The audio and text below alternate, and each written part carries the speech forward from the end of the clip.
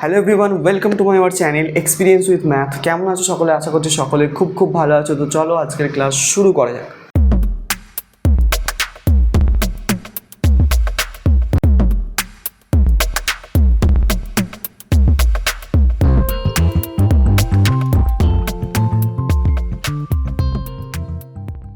তো ফ্রেন্ড, আজকে আমরা করবো ক্লাস 5 সুব্রত দত্ত অনুশীলনী 33 নিয়ে আলোচনা। অনুশীলনী 33-এর আগের ক্লাসগুলো যারা দেখোনি, ডেসক্রিপশন বক্সে লিঙ্ক অথবা এই বাটনে লিঙ্ক আছে, ওখান দিয়ে গিয়ে ক্লাসগুলো করে নিয়ে যাক, ওদের ক্লাসগুলো করে নিতে পারো। তো প্রথম হচ্ছে আজকে আমরা 21-এর দাগ থেকে অঙ্কগুলোকে স্টার্ট করবো। আমরা 20 পর্যন্ত অঙ্কগুলোকে যত সম্ভব আগের ক্লাসে কমপ্লিট করেছিলাম। তো আজকে আমরা করবো 21-এর দাগ থেকে অঙ্কগুলোকে স্টার্ট। যারা বুঝতে পারছো না, যাদের মনে হচ্ছে স্যার কোথায় খামতি থেকে যাচ্ছে, ঠিক আছে। হ্যাঁ, আরেকটা গুরুত্বপূর্ণ কথা যেটা বলার, তো লাইভ ক্লাসের ব্যাপারে একটু কথা বলছিলাম। তো তোমাদের মধ্যেই কয়েকজন বলছো যে লাইভ ক্লাস, দেখো লাইভ ক্লাস করা যেতেই পারে, কোনো অসুবিধা নেই। ব্যাপারটা হচ্ছে টাইমটা, যে কোন টাইমটা তোমরা অ্যাক্টিভ থাকতে পারবে। তো আমারও মনে হচ্ছে আমি একটা পোল করেছিলাম, এটা সেখানে কয়েকজন বলেছো যে রাত্রের দিকটা করলেই ভালো হয়। তো আমিও ভাবছি রাত্রের দিকটাই সবাই ফ্রি থাকি আমরা একটু, তো ওই সময়টা আমরা লাইভ ক্লাস করতে পারি। তো ফার্স্ট ক্লাস হচ্ছে আমরা একদিন লাইভে আসি, লাইভে এসে কথাবার্তা হবে, আলোচনা চলবে কিছুক্ষণ, ঠিক আছে। সেদিনকে ক্লাস নেব না, ঠিক আছে, সেদিনকে নর্মালি কিছু কথোপকথন তোমাদের সাথে চলবে, তোমাদের সঙ্গে লাইভে কথা বলার সুযোগ হবে ফার্স্ট টাইম আমার, ঠিক আছে। তো সেদিনকে ভাবছি একদিন লাইভে আসবো। তো আমি তোমাদেরকে ডেটটা জানিয়ে দেবো যে কবে লাইভে আসছি, কোন সময় আসছি। তোমরা সবাই এসো, তোমরা সবাই লাইভটাকে অ্যাটেন্ড করো। আমি চাই যতজন স্টুডেন্ট, মানে আমাদের অ্যাক্টিভ স্টুডেন্ট আছো, যারা মানে রেগুলার, যারা নিয়মিত ক্লাসগুলো দেখো, ঠিক আছে, তো এসব ক্লাসটা করো, ঠিক আছে। কথোপকথন করা হোক, নিজেদের মধ্যে কিছু আলোচনা হোক, আরও কি ডেভেলপ করা যেতে পারে, ঠিক আছে, আরও মানে কোন কোন বিষয়কে টাচ করা যেতে পারে, ঠিক আছে, কোন কোন বিষয়গুলোকে নিয়ে আরও ভালো করে ব্যাখ্যা দেওয়া যেতে পারে, তো সেগুলো তোমাদের সঙ্গে আলোচনা করেই আমরা এগোবো আস্তে আস্তে, ঠিক আছে। তো তোমরা লাইভটা অ্যাটেন্ড করো, লাইভটা আমরা করবো ভাবছি। তো ভাবনা চিন্তা নিয়েছি যে পুজোর মধ্যে লাইভ করব, মানে পুজো চলাকালীন, ঠিক আছে। তো লাইভটা করলে ভালো হয়, কারণ পুজোর সময় তোমরা ছুটিতে থাকবে, তো সবার সঙ্গে হয়তো লাইভটা করতে পারবো, ভালো হবে আমার যেটা মনে হচ্ছে, ঠিক আছে। তো ফার্স্ট টাইম হচ্ছে পুজোতে লাইভ করবো একটা, এমনি নর্মালি হচ্ছে নিজেদের মধ্যে কথোপকথন চলবে, তারপরে হচ্ছে আমরা যেমন ক্লাস অনুযায়ী ক্লাস চলবে, ঠিক আছে। ওকে, এই হচ্ছে ব্যাপার। চলো শুরু করা যাক আজকের ক্লাস। আজকে আমরা স্টার্ট করবো কোথা থেকে অঙ্কগুলোকে? আজকে আমরা স্টার্ট করবো 21-এর দাগ থেকে অঙ্ককে স্টার্ট। দেখো প্রশ্নটা খুব ইম্পর্টেন্ট, ভালো করে বুঝবে, তাহলে কিন্তু অঙ্কগুলো খুব সোজা লাগবে। দেখবে বলছে, এক জেলে যত ঘন্টা মাছ ধরেছিল প্রত্যেক ঘন্টায় তার 5 গুণ মাছ ধরেছিল। ব্যাপারটা বোঝো, এক জেলে যত ঘন্টা মাছ ধরেছিল প্রত্যেক ঘন্টায়, মানে প্রত্যেক 1 ঘন্টায়, প্রত্যেক ঘন্টায় মানে কি 1 ঘন্টায়, প্রত্যেক 1 ঘন্টায় কী করেছিল, তার 5 গুণ মাছ ধরেছিল। সে যদি মোট হচ্ছে 180টি মাছ ধরে থাকে, তাহলে সে কত ঘন্টা মাছ ধরেছিল সেটা আমাকে বার করতে হবে। তোমাদেরকে আমি একটা ছোট্ট উদাহরণ দিয়ে বোঝাচ্ছি, তাহলে অঙ্কটা বুঝতে পারবে তোমরা। দেখো আমি বলছি কি, এটা কত অঙ্ক? 21-এর অঙ্ক, 21-এর অঙ্ক, ঠিক আছে। বলছে জেলেটা কি, ধরে নাও জেলেটা 5 ঘন্টা মাছ ধরেছিল, ধরি 5 ঘন্টা মাছ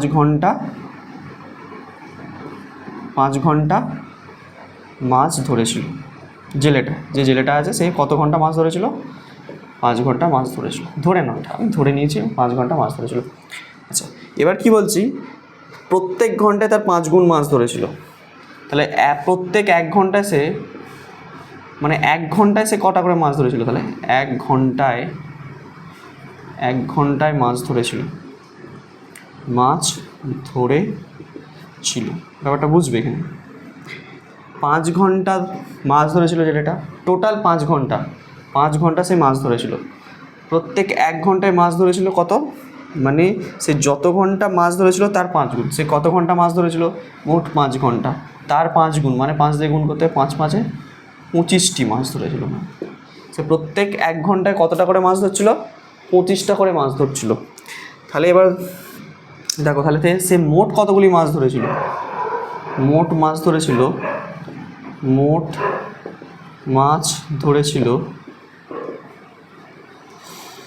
আচ্ছা, মোট কটা মাছ ধরবে তাহলে? সে যদি 1 ঘন্টায় 25টা করে মাছ ধরে, সে কতক্ষণ মাছ ধরেছিল? 5 ঘন্টা। তাহলে 25 গুণ 5 মানে হচ্ছে 125টি মাছ ধরেছিল সে। মোট কটা মাছ ধরেছিল? 125টি মাছ ধরেছিল। আমার অঙ্কে প্রশ্ন কি করেছে, অঙ্কে তোমাকে কিন্তু এটা বলে দেয়নি সে কত ঘন্টা করে মাছ ধরেছিল। সে যত ঘন্টা মাছ ধরেছিল প্রত্যেক ঘন্টায় তার 5 গুণ মাছ ধরেছিল, ঠিক আছে। মোট মাছের সংখ্যা বলে দিয়েছে, তাহলে সে কত ঘন্টা মাছ ধরেছে এটা প্রশ্ন করেছে আমাকে। কিন্তু আমি তোমাকে যদি বলি মোট মাছ কটা ধরেছে, এখানটা দেখতে পেলে 125টা মাছ ধরেছে।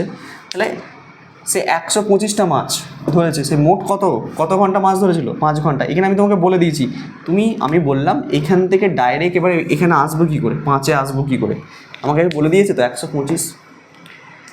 125টা আমি জানি, এখান থেকে 5-এ কী করে ফিরে আসবো।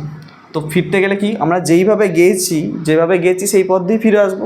কীভাবে আসবো দেখো, 125 থেকে আমাকে 25-এ আসবো, প্রথমে 25 থেকে তারপরে 5-এ আসবো, এই প্রসেসে আসবো, ডাইরেক্ট আসবো না, ঠিক আছে। তো আমাকে তাহলে 125 থেকে 25-এ আসতে গেলে কী করতে হবে, আমরা 25 থেকে যখন 125-এ গেছি 5 গুণ করেছি দেখো, তাহলে এদিকে এলে 5 ভাগ করতে হবে। কী করতে হবে? 5 ভাগ করতে হবে। 5 ভাগ করার পর যেটা পেয়েছি সেই সংখ্যাটা থেকে 5 ঘন্টায় যেতে গেলে কী করতে হবে, 25কে বর্গমূল করতে হবে। রুট করলেই আমরা 5 পেয়ে যাবো। 25-এর বর্গমূল হচ্ছে 5। এই কাজটা করলেই কিন্তু হয়ে যাবে। মানে কি, 125কে প্রথমে 5 দিয়ে ভাগ করব, মানে বাই তার রুট ওভার, তাহলে আমরা পেয়ে যাবো 5। তো এইখানেও করে দিতে পারে একবারে। তাহলে 5, 25-এ 125, তাহলে 25-এর রুট হচ্ছে 5,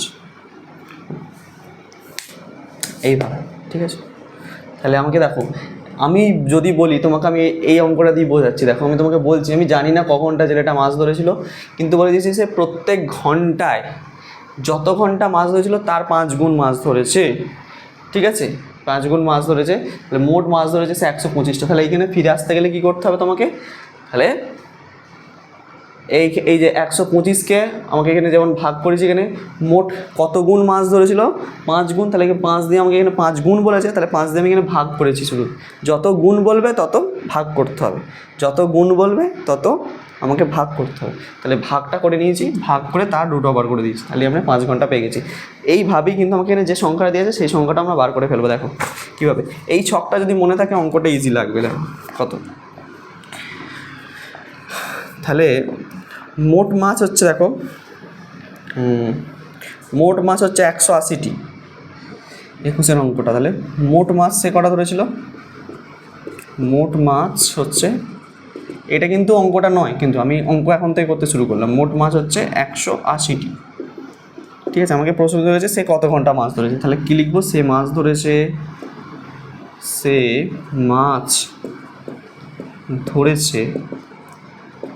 রুট ওভার অফ কি 180 ভাগ কি করব, 5 দিয়ে ভাগ করবো। এখানে 5 গুণ বলেছে, ঠিক আছে। 5 গুণ মাছ ধরেছিল, মানে এই একই প্রসেসে যাওয়া, তাহলে 5 দিয়ে ভাগ করে দেবো ওখানে সেম একইভাবে।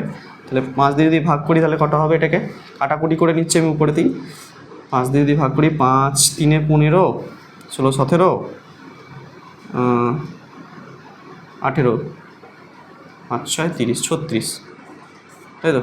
5 3 15, 16 17 18, 3 হচ্ছে 5 6 30, তাহলে 36। 36-এর বর্গমূল কত, 6। সে 6 ঘন্টা মাছ ধরেছিল, সে মাছ ধরেছে 6 ঘন্টা। এটা হচ্ছে তোমাদের আনসার, ঠিক আছে। এইভাবে কিন্তু করতে হবে 21-এর দাগের অঙ্কটি। দেখে নাও, এই যদি প্রসেস বুঝতে পারো তাহলে এই অঙ্কটা আমি কেন বর্গমূল করলাম, কেন ভাগ করলাম, কিন্তু আমি এখানে সব বুঝিয়ে দিয়েছি যে কেন করেছি আমি সব বুঝিয়ে দিয়েছি। কিন্তু এটার মধ্যে এই ছক যদি বুঝতে পারো এটাও কিন্তু করতে পারবে নিজেরাই, ঠিক আছে। 21-এর দাগের অঙ্কটা এইভাবে সলভ করতে হবে।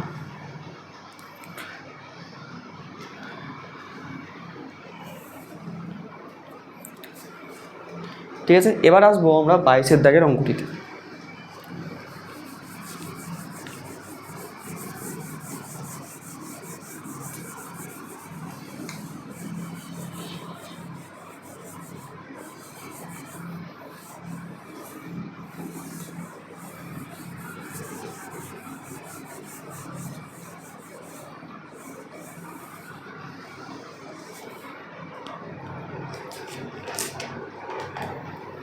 আচ্ছা দেখো,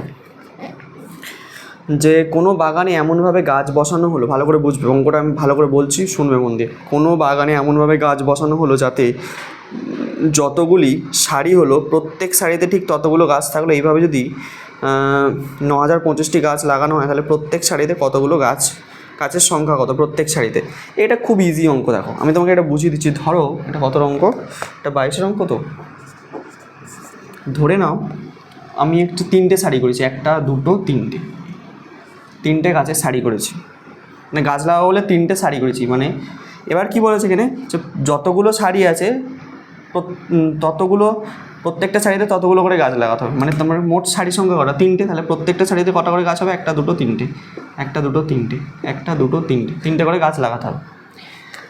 ঠিক আছে, তাহলে মোট গাছ তাহলে কটা হচ্ছে, 3টে সারি আর প্রত্যেক সারিতে 3টে করে গাছ, তাহলে মোট হচ্ছে 9টি গাছ। তাহলে আমাকে বলে দিয়েছে এটা মোট গাছের সংখ্যা হচ্ছে 9টি। তাহলে যতগুলো সারি ততগুলো গাছ, তাহলে প্রত্যেকটা সারিতে কটা করে গাছ আছে, 3টে করে গাছ আছে, এটা আমরা জানি। এই 3টা পাবো কী করে, এই 9টাকে আমাকে বর্গমূল করে দিতে হবে, তাহলেই পেয়ে যাবো 3। আর বর্গমূল কত, 3। বুঝতে পেরেছো? এইভাবে করতে হবে। তাহলে আমাকে এখানে বলে দিয়েছে মোট হচ্ছে কতগুলি গাছ লাগাতে হয়েছে সারিতে, মোট গাছ লেগেছে সব মিলিয়ে 9025টি। তাহলে 9025-এর বর্গমূল যদি আমরা করে ফেলতে পারি তাহলে প্রত্যেকটা সারিতে কতগুলো করে গাছ আছে পেয়ে যাব। তাহলে লিখবো যে প্রত্যেক সারিতে গাছের সংখ্যা সমান, এভাবে লিখবো যে প্রত্যেক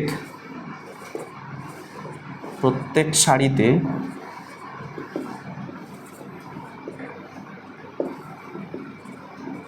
গাছের সংখ্যা সমান রুট অফ কত, 9025। তাহলে এটাকে বর্গমূল করি, 5টা এখানে ভাগ প্রক্রিয়া দেখো করছি, 9025 ভাগ প্রক্রিয়ার বর্গমূল তোমরা জানো, সবাই জানো।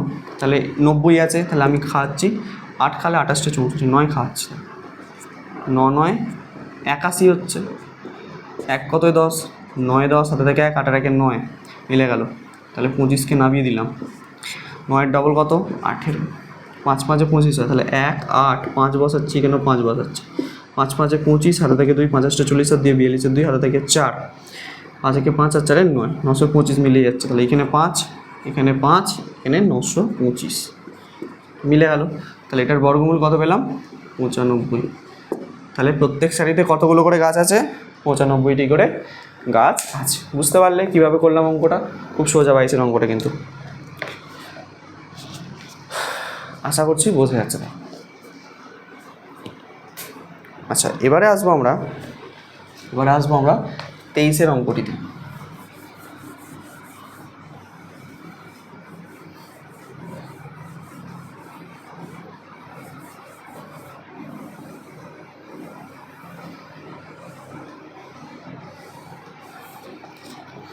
তেইশের অঙ্কটা কি বলছে বোঝো, সোজা আছে। 23-এর অঙ্কটা কি বলছে একটু বোঝো। বলছে কোনো সংখ্যাকে সেই সংখ্যা দিয়ে গুণ করার ফলে গুণফল হয় এত। কোন সংখ্যাকে সেই সংখ্যা দিয়ে গুণ করলে গুণফল এত, তাহলে সংখ্যাটি নিয়ে আমি বুঝিয়ে দিচ্ছি। এটা ছোটো সংখ্যা। আমি বলছি কোনো একটা সংখ্যা ধরো 5, মানে কোনো সংখ্যাকে সেই সংখ্যা দিয়ে, মানে 5 কি 5 দিয়ে গুণ করবো, গুণফল কত হচ্ছে 25। তাহলে সংখ্যাটি কত, মানে সংখ্যাটিতে 5, এই 5টা পাবো কী করে, এটাকে যদি বর্গমূল করে দিই তাহলে পেয়ে যাবো 5, তাই তো। তাহলে আমাকে গুণফলটা দিয়ে দিয়েছে, এই সংখ্যা দুটোর গুণফল এটা গুণফল, তাহলে এর বর্গমূল, গুণফলটার বর্গমূল বললে আমরা সংখ্যাটা পেয়ে যাবো। সংখ্যাটা তো সেম, মানে সেই সংখ্যাকে সেই সংখ্যার সঙ্গেই গুণ করা হয়েছে, তাহলে সংখ্যাটি পেয়ে যাবো আমরা। এভাবে করি চলো। তাহলে নির্ণেয় সংখ্যাটি সমান কী করব, নির্ণেয় সংখ্যাটি পাবো কী করে, নির্ণয় করা হবে কীভাবে সংখ্যাটি পেতে গেলে আমাকে এটাকে বর্গমূল করে দিতে হবে। 4 6 2 2 5, তাহলে এটাকে বর্গমূল করবো ভাগ প্রক্রিয়ার সাহায্যে। 4 6 2 2 5, দুটো করে সংখ্যা ধরো। তাহলে এখানে 2 দিয়ে যাচ্ছে, 2 2 4 মিলে যাচ্ছে, এটা 62কে নামাচ্ছি, 4-এর 2-এর ডবল হচ্ছে 4, 2 খাওয়ালে বেশি হয়ে যাবে, তাহলে 1 খাচ্ছি, এখানে 1 এখানে 1, তাহলে 1 কত 2, 1 2 4 আর 2 6, তাহলে 2 5 5 4 20। এবার দেখো 41, এখানে 5 যদি বসাই, 21-এর ডবল তো আচ্ছা 21-এর ডবল এখানে বসাতে হবে। 21-এর ডবল হচ্ছে 42, তাহলে এটাকে যদি 42, 5 5 5 25-এর 5 হাতে থেকে 2, 5 4 5 2 10 আর 2 12, 2 হাতে থেকে 1, 5 4 5 20 আর 1 21, 21 25 মিলে যাচ্ছে। তাহলে এখানে 5, এখানে 5, এখানে 21 25 মিলে গেল। তাহলে নির্ণয় সংখ্যাটি কত পেয়ে গেলাম? 215। 215কে 215 দিয়ে গুণ করলে 46,225 পাওয়া যাবে। ঠিক আছে, এই হচ্ছে অঙ্ক। 23-এর দাগের অঙ্কটা কিন্তু সোজা। 23-এর বলছি 22-এর দাগের অঙ্কটা। 22-এর তো নাকি? না 23-এর, এটা 23-এরই অঙ্ক। ঠিক আছে, 23-এর অঙ্ক কিন্তু এইভাবে সলভ করতে হবে। আশা করছি বোঝা যাচ্ছে। দেখো জটিলতা নেই কিন্তু অঙ্কের মধ্যে, তোমরা যদি ভালোভাবে বোঝো, একটু ঠান্ডা মাথায় ভাবো, তাহলে কিন্তু অঙ্ক ইজি লাগবে। ঠিক আছে, অঙ্ক কিন্তু সবসময় ঠান্ডা মাথায় ভাবতে হবে। মাথা যত ঠান্ডা থাকবে অঙ্ক তাড়াতাড়ি হয়ে যাবে। ঠিক আছে, জটিলভাবে ভাববে না, সহজভাবে তোমরা যে মানে কনসেপ্ট তোমাদের আছে সেই সব বিষয়গুলো দিয়ে ঠান্ডা মাথায় ভাববে, আস্তে আস্তে মিলে যাবে। ঠিক আছে, তো চলো 23-এর দাগের অঙ্ক কিন্তু এইভাবেই সলভ করতে হবে।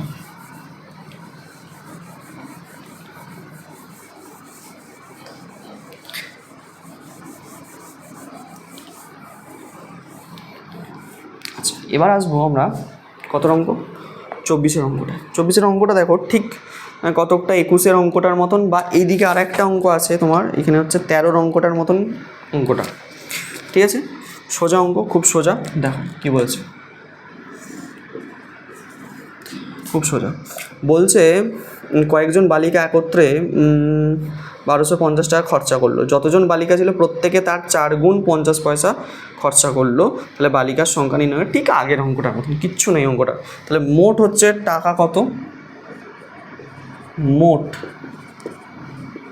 টাকা হচ্ছে তোমার 1250 টাকা, তাই তো?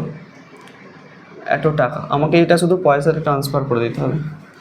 তাহলে কত হয়ে যাবে? 1250 যেমন আছে 100 গুণ করলে 2 শূন্য হয়ে যাবে, এত পয়সা। ঠিক আছে, আচ্ছা দেখো এখানে কি বলেছে, যে যতজন বালিকা ছিল প্রত্যেকে তার 4 গুণ 50 পয়সা খরচা করলো। 4 গুণ 50 পয়সা, প্রত্যেকে কত খরচ করেছে বলছে। দেখো এখানে প্রত্যেকে খরচ করেছে, যতজন ছিল আমরা তো জানি না কতজন ছিল, তার 4 গুণ 50 পয়সা। 4 গুণ 50 পয়সা মানে কত? 4 গুণ 50 পয়সা মানে হচ্ছে তোমার হচ্ছে 50 × 4 মানে 4 5 20 মানে 200 পয়সা। ঠিক আছে, 200 পয়সা মানে 2 টাকা, যাই হোক 200 পয়সা লিখে রাখলেও হবে, অসুবিধা নেই। তাহলে এবার কী করতে বলেছে? বালিকার সংখ্যা নির্ণয় করতে বলেছে। দেখো এই বালিকার সংখ্যা কী লিখবো, কীভাবে বার করবো? ঠিক আগেরটার মতন, বালিকার সংখ্যা সমান √, এটাকে ভাগ করবো এটা দিয়ে, মানে 1 2 5 3টে শূন্য আছে, আর নিচে হচ্ছে 200 আছে। ঠিক আছে, এই শূন্য এই শূন্য কেটে দিলাম দুটো, এটাকে 2 দিয়ে কাটলে কত হবে? 2 6 12, 625 হচ্ছে। তাহলে √, 625, 625-এর বর্গমূল করবে 25 পাবে। আমি একবারে বসিয়ে দিলাম, এটা আনসার। বর্গমূল তোমরা করে নেবে একটু খাতাতে। ঠিক আছে, তাহলে উত্তর কত হয়ে গেল? 625 উত্তর দাঁড়াবে। ঠিক আছে, 24-এর দাগের অঙ্কটা এইভাবে সলভ করতে হবে। আচ্ছা এবার দেখো 25-এর দাগের অঙ্কতে আসবে, এটা মুছলাম।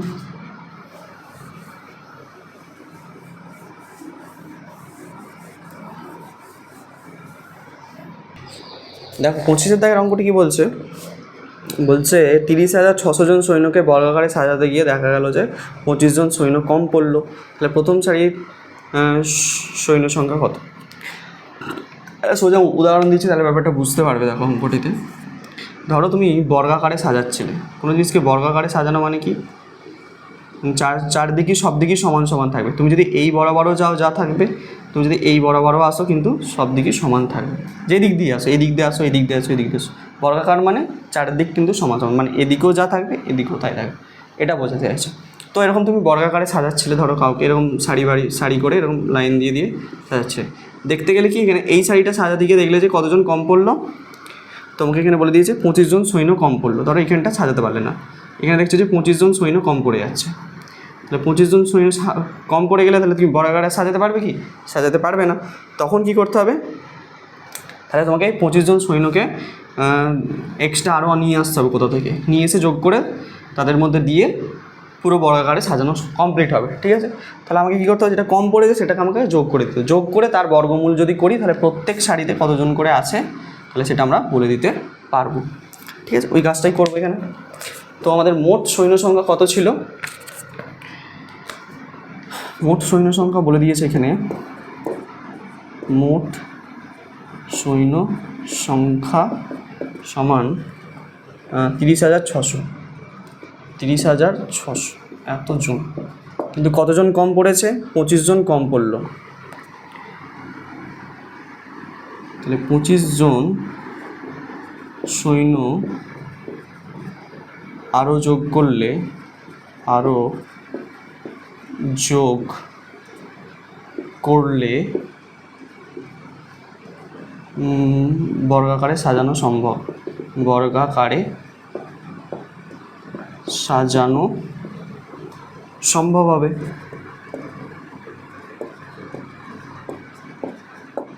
অর্থাৎ প্রত্যেক সারিতে সৈন্য সংখ্যা হবে, প্রত্যেক